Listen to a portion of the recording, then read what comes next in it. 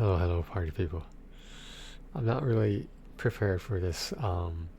This is episode 2 of my podcast called Run It Back. There were several, maybe a couple or a few ideas I had for the second episode of the podcast, but, I just figured it was about time to upload another episode. This is, as you can see, the overlays are still on for my Twitch VODs. I'm just going to leave it there, and as the charity changes, we'll get to. I'll get to that. I'll get back to that later, though. So, what is an unlisted video? For those that don't know, on YouTube, you can make unlisted videos, and according to Google, unlisted videos are a good option for sharing personal content with others or getting feedback on a video before making it public. Okay. Now, as some of you might know, on my main YouTube channel, this channel right here, I had a playlist of all my VODs from Twitch, and other sources, whatever. In the future, I don't know. VODs in general, yeah. Now, if you had the URL to the playlist, that is the only way to view those unlisted videos. If you have a URL to the unlisted video itself, that's the only way to watch that one particular video. Now, typically, unlisted videos are not included in YouTube searches. So, the only way to be notified of a VOD, for example, is if you're a subscriber to the channel. The problem is I sometimes stream 2 to 3 times a day on Twitch. Like, obviously not like 8 hours long each or something, but it's lengthy. People were getting notifications for VODs like over and over and over, and I tried to make it work, but on the actual, so basically, if I wanted to share the VODs playlist, a strategy I came up with was putting the link to the unlisted videos in the description of all my videos. So at the bottom will be a link to January 2025 Twitch VODs for that particular playlist. And as time went on, I could archive them and separate it by 6 months or years, a year or years possibly. So you've got public, which is videos that solely have the most impact on qualifying for monetization. Private videos, which you choose who you share it with. As far as I know, private videos do not count towards views and watch hours or subscribers. The reason being is, if you kept sharing a private video to as many people as you could, that's kind of like farming the views, and they don't want you to do that. Being monetized means YouTube thinks you can help them make money by you making a small portion of that money. Generally, is it viable? If you're that popular, then yes. If you're just gonna get to monetization, like the base of it, so I think that's like 500 subscribers and 500 public watch hours, maybe 2,000, because you need 4,000 for the 1,000 subscribers. So you would start at the bottom and you would keep moving up to eventually where, ideally you'd have ads running for you. You would have no control over those ads, as far as I can tell. I think you can actually schedule how often you want ads to appear, but like obviously that's can be a problem if you're farming the advertisements, because that will make current and future subscribers, who, especially people who are just viewing the channel but are not subscribed, that might annoy them, the fact that there's so many advertisements. This is all hearsay and does not concern me, so moving on. Unlisted videos do not give notifications to subscribers, like I said. Now, when I was putting that link in the unlisted videos playlist, the VODs, um, it took up space in the description. I did not have a unique link to the playlist. So it would be like, random letters, numbers, a really long hyperlink, right? You can only have, I think it's 1,000 characters in the main description of everything you upload. Like every video you upload can have the main, whatever links, whatever information you want to put on it for every single video.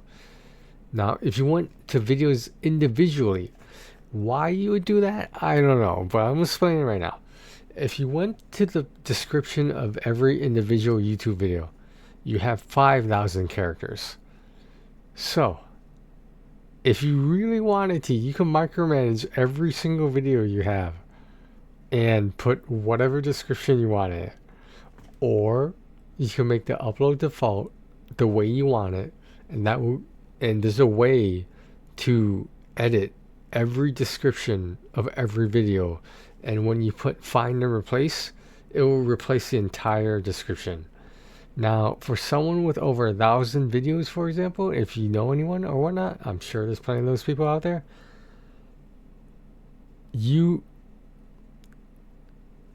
When you change all of them, right? The descriptions on all of them, sometimes information is lost. Like when you say the link is in the description, as soon as you change all the descriptions, all the videos, at the bottom with the upload default of less than 1,000 characters in the 5,000 character description, you lose the timestamps, the hyperlinks, everything. Is there a way around that? I don't know. But going through all this unlisted shit, like unlisted videos don't necessarily help your channel. If you go from a public video, make it unlisted, why you would do that, I don't know. Maybe you decided to take it down for a little bit. You will still get the credit for the views that and the watch hours that happened on that one video when it was public. Once you make it unlisted, you can't just share the unlisted video to all these dummy emails to farm views. And like, this is why YouTube wants you to have subscribers, because that proves that someone out there is watching your channel. That's what it is for. Don't ask me about the algorithm. I don't know what the algorithm is. Quite frankly, I'm not gonna say anything about it anyway. Yeah, so I had to make a VODs channel for all the Twitch VODs and feature VODs from whatever sources. Now those are public, but the problem is that channel is a separate channel. It's the one you see right there. You see that link? I have one subscriber on there. At one point I had two, but someone unsubscribed. So maybe they were getting notifications that they didn't want to that. I don't know. I know for a fact there are YouTubers out there who aren't even YouTube ridiculously famous yet. They have a VOD channel and people are actually subscribed to those and people actually watch those. You could turn off notifications anytime you want. I don't think people realize that, but you can. But they don't want to miss the content they enjoy by turning off notifications for the entire channel. So I know I said I didn't want to make a separate channel for VODs, but it got to the point where I had no choice.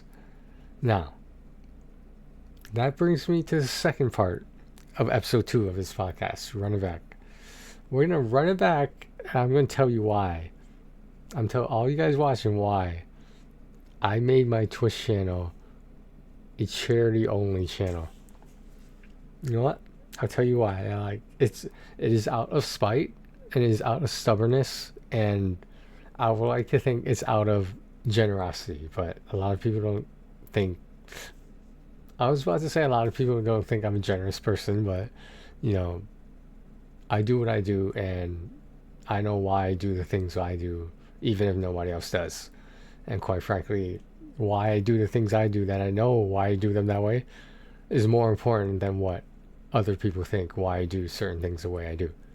Anyway, uh, I someone very near and dear in my life mentioned to me that they thought I was only in this social media, this YouTube, this Twitch thing for the money. So I looked at them and I said, "What money are you talking about?" And they were like, "Oh, you're not monetized? Like how long have you been doing this?" So I was like, "Longer than you." Okay, where's your YouTube channel? Anyway, yeah. Anyway, they they rubbed me the wrong way. Not literally, of course. Come on. And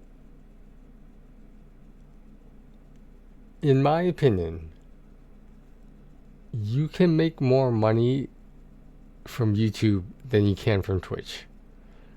Reason being, that is my experience. That from what I see, from what I hear about, from reading, like the I don't know, the advice or whatever, the documentation, the notes of certain YouTubers, especially the famous ones. Yes, there is something about Twitch that is more appealing to other people. For everyone, that's different. What's appealing for me about Twitch is that it's something else to do besides YouTube, honestly. Like, the, I, I should access my VODs channel right now just to show you guys the numbers, and like, it's needless to say, is not impressive. If you go to my main YouTube channel, it's mildly impressive. Maybe that much, maybe not that, but this much. Anyway, uh, yeah, YouTube has more ads for a reason, and unlike uh, the blocks of ads that Twitch can generate, I think the Twitch content creator has some power in deciding when those ads are played. Obviously, at the end of the day, Twitch does what Twitch wants. YouTube does what YouTube wants. And I just felt like I'm gonna prove to you I'm not in this for the money by collecting everyone else's money from a safe link that just has my name on it, my screen name on it.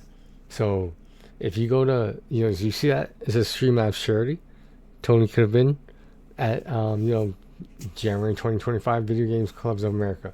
That is a name I gave to my fundraiser. When you click that link and you pay by PayPal, by credit card, however method you want to pay, that is available, and to you, whichever method you prefer. That money doesn't go towards me. And quite frankly, if I generated revenue from subscribers, I shouldn't say subscribers, followers,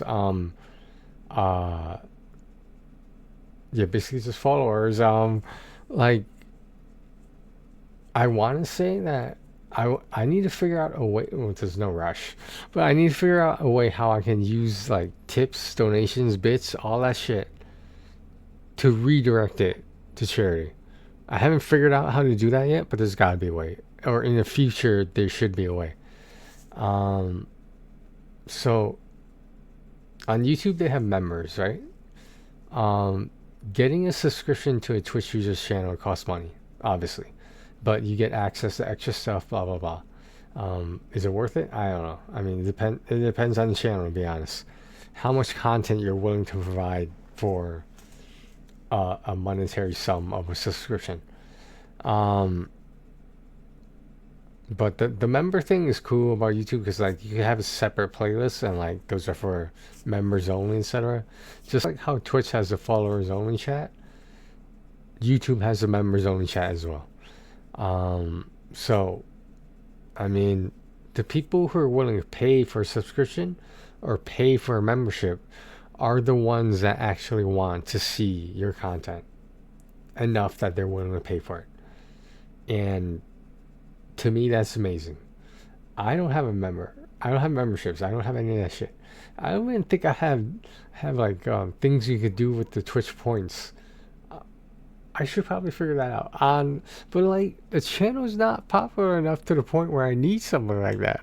I'm not even affiliate yet, and like if I have this little motivational message for me down here, right, on my wallpaper of my desktop computer, my gaming computer. To become an affiliate, streamers must meet the following requirements: have at least 50 followers, stream for at least 8 hours on 7 different days within 30 days, which is clearly not a problem, have an average of 3 concurrent viewers. Sounds easy, right? Sounds easy? Let's see you do it. Okay, you guys remember when, this is where we're going to run it back. You guys remember when Russell Westbrook, right?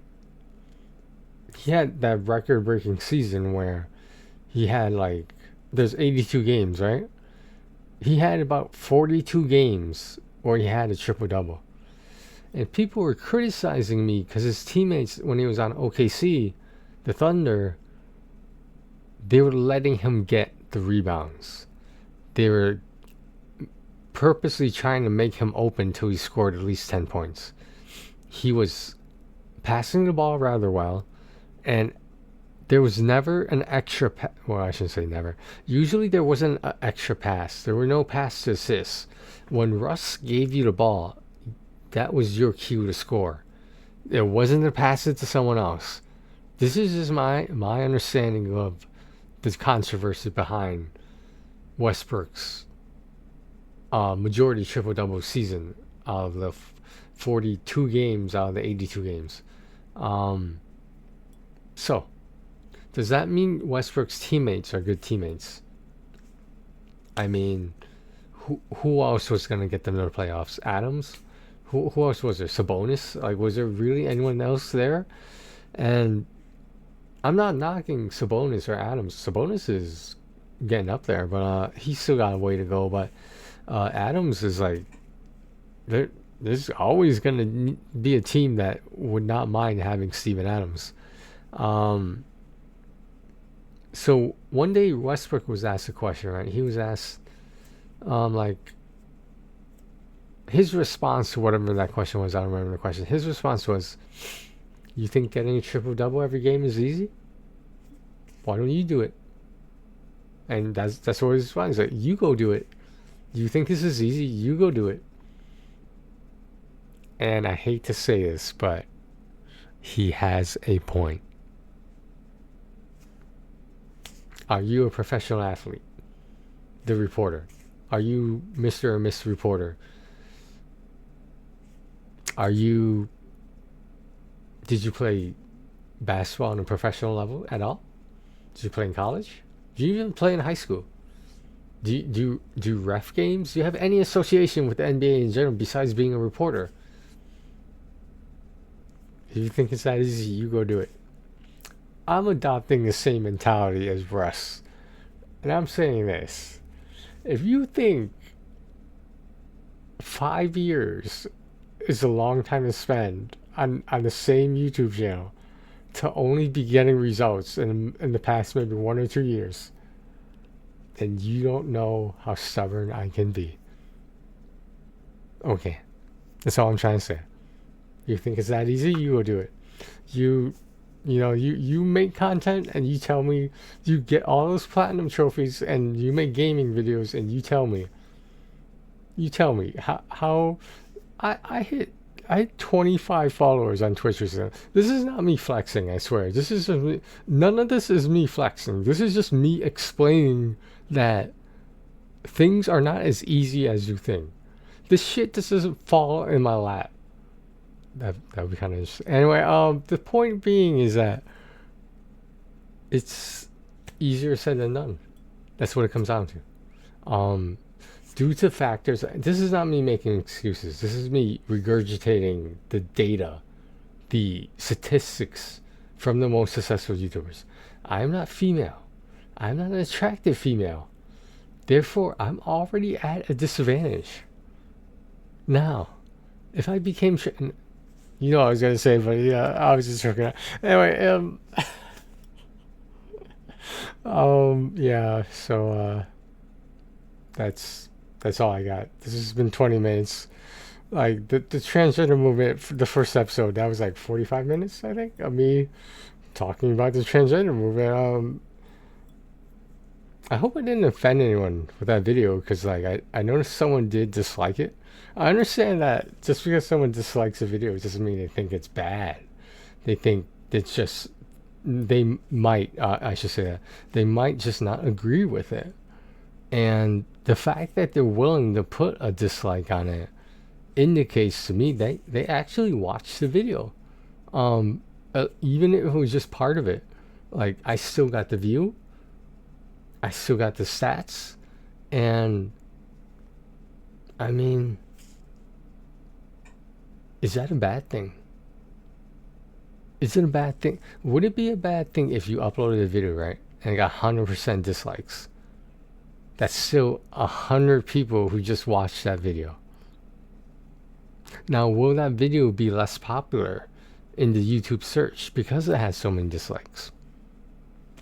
Maybe? Algorithm? Question mark? I don't know. But yeah.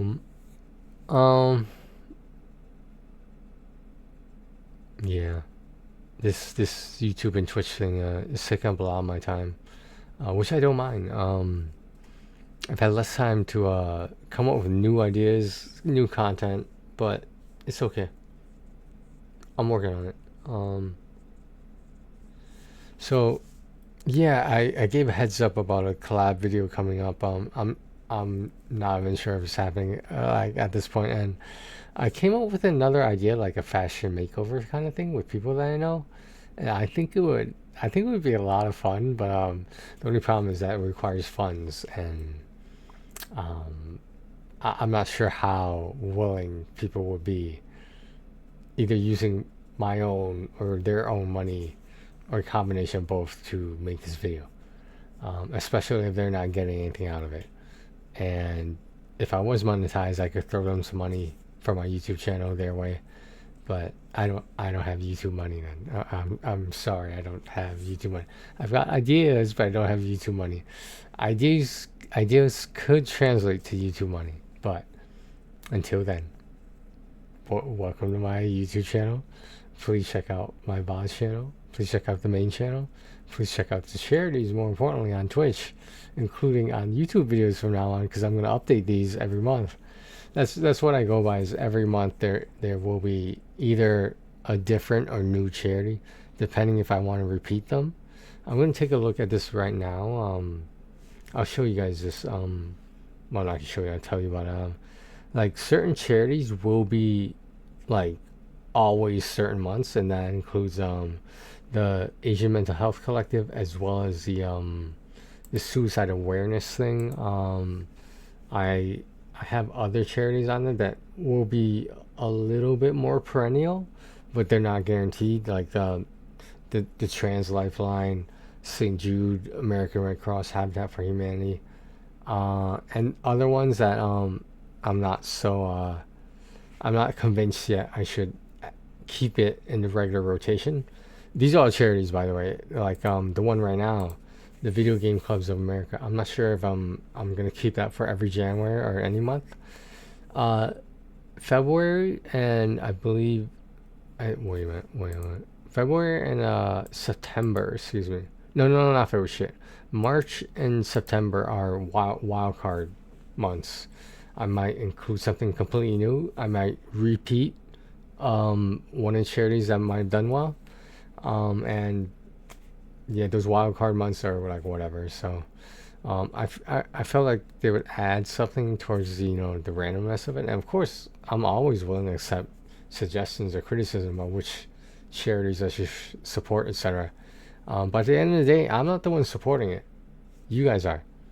Like, you guys are clicking on these links and making this happen. Do I donate my own personal money? I mean, at times I do what I can. If you noticed, the donor goal is not that high. I'm just saying it's okay if the amount goes over the goal, guys. You can still donate. Like that's the hard part, because like if people aren't willing to like, granted, I'm not expecting this, but I'm just speaking hypothetically. If people aren't willing to tip you, are they willing to have you convince them to donate to a charity? Especially if no one's heard of StreamLabCharity.com. Funny story, right? Well, not funny, but interesting. YouTube has their own charity thing. It's called YouTube Giving. You need to be a certain level of monetization to be able to participate in YouTube Giving, which blows my fucking mind, man. That blows my mind that you need to be so and so popular just to donate to charity. Uh, YouTube and Twitch are not perfect. They are far from perfect. But they are what is available now, and probably what will be available in, I don't want to say forever, but the somewhat distant future until then. So that's my explanation as to why I had to make a Twitch VODs channel. I know I didn't really announce it to anyone. I just posted a link and I just did my Twitch thing. And but these are the links that you guys need. Otherwise, okay, I was checking someone. Sometimes the screen cuts off the over. It's not really an overlay. It just cuts off the boxes with the text in them. That is the extent of my Twitch customization with overlays and widgets and all that shit that I don't know that much about. I decided to keep a very simple, very easy setup, not an overlay, a setup to my Twitch channel. There you go. You think the shit is easy? You go do it. Why don't you go do it? It's that easy. Yo, Russ can be such an asshole sometimes. Oh my god. He's funny. He's so funny though. He's one of those people who's funny and they're not trying to be funny. Oh my god, man. Yo, him and Jokic made a history with 2 triple doubles together. I'm sure that has to happen. I think it was the extent of what the triple doubles. I haven't watched the video, so I don't know. But I heard there was some history that was made. Otherwise, I hope you guys enjoyed the second episode of Run It Back. I know it's kind of random. I know it was unannounced. Yeah, other than those 2 collabs, the one with a nutrition plan that I wanted to make for myself, and the fashion makeover thing. We'll see. I'll probably have to. Well, like, I don't quote unquote have to like keep the episodes rolling, episodes coming, but like for the sake of the podcast, it would make sense to keep it as somewhat up to date as possible. But the problem is I'm gonna need other people on this podcast, and as we can see, people are in short supply in any form these days. Maybe it's just something we'll have to deal with getting older. I don't know. It happens. Or father time is undefeated. What basketball has to do with all this, I don't know. But this is me. I'm gonna do me. You do you. I'm gonna do me. You do you. Yeah. Basically what Russ said. Okay. All right. Thanks for watching, guys. Thanks for watching the second episode of Running Back. Yeah, it'll be on the channel under podcasts, somewhere on the main YouTube channel. But yeah, take care of yourselves and each other. Thanks for watching, guys.